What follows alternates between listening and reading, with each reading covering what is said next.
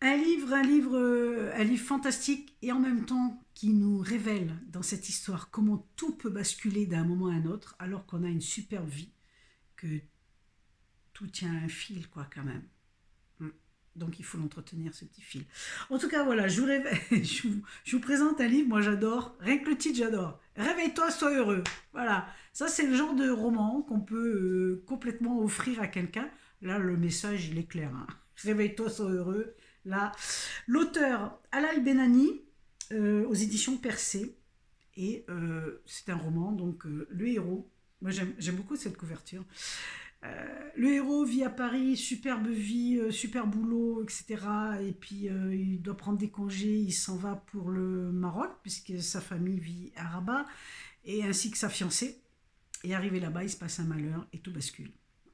Donc suite à un accident, il perd des membres de sa famille, notamment son frère et sa sœur. Et de là va s'enchaîner tout un tas d'événements. Son père quitte la maison, sa mère est à moins de 10 000 en dessous, elle n'arrive pas à... c'est difficile pour une maman de perdre ses enfants, hein, on peut le concevoir complètement. Hein. Et donc voilà, c'est des gens qui ne sont pas forcément avec les connaissances. Aujourd'hui, on sait que la mort, pour certains je dis attention, hein, il dit que la mort est une renaissance et la mort est une naissance et voilà, bon après c'est propre à chacun en fonction du chemin où l'on est, n'est-ce pas?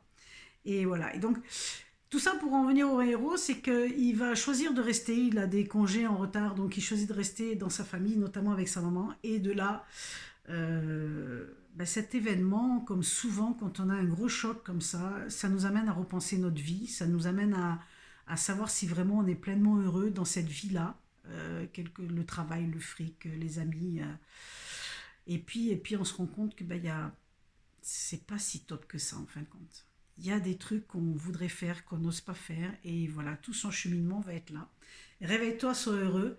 C'est vraiment un appel, une invitation à vraiment regarder à l'intérieur de soi et savoir si ce qu'on fait aujourd'hui, ça nous convient complètement, si ce qu'on fait aujourd'hui, ça aide aussi la terre-mère, parce qu'il ne faut pas rêver, si on est bien dans nos baskets, forcément, ça, comme on dit, ça rayonne sur les autres et ça rayonne partout, quoi. Donc voilà.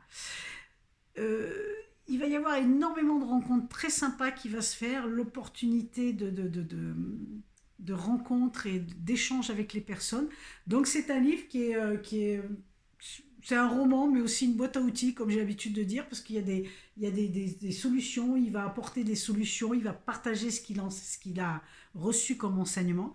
Il y a des personnages extraordinaires, et puis voilà, quoi, il y a des personnages extraordinaires.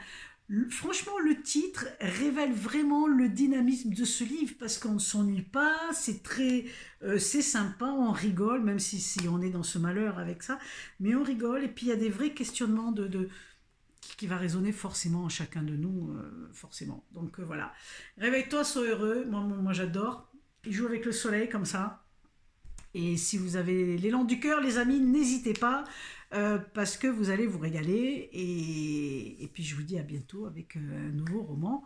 Prenez soin de vous. Si vous aimez la vidéo, cliquez, enfin likez, le petit pouce, tac, le petit pouce, partagez, voilà, parlez-en, et tout, et tout, et tout. À tout bientôt, bye bye.